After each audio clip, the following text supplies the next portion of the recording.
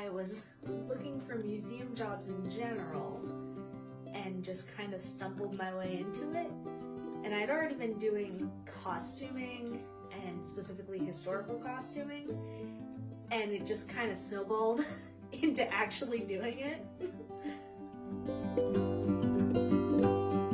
The specific type of visitors that we get are usually very interested in what I'm doing or how I'm doing it, whether it's sewing or knitting or cooking or even just generally being around CI and around the cabin because it's such a gorgeous area.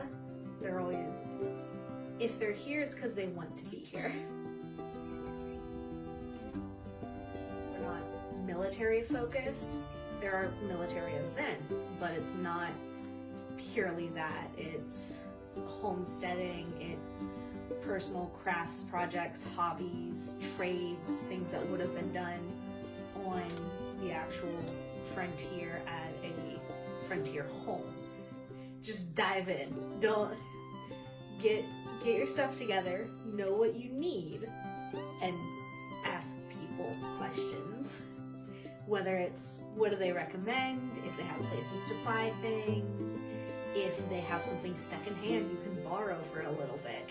Just jump right in, because it's much easier that way than sitting around and worrying about it. A lot of my cosplay stuff were from either historical inspired or historical films, things like that, where I started with that and I knew I had already been interested in historical clothing, but more in the sense of, oh, I really like the silhouette, or oh, I really like the fabric patterns or the colors or things like that.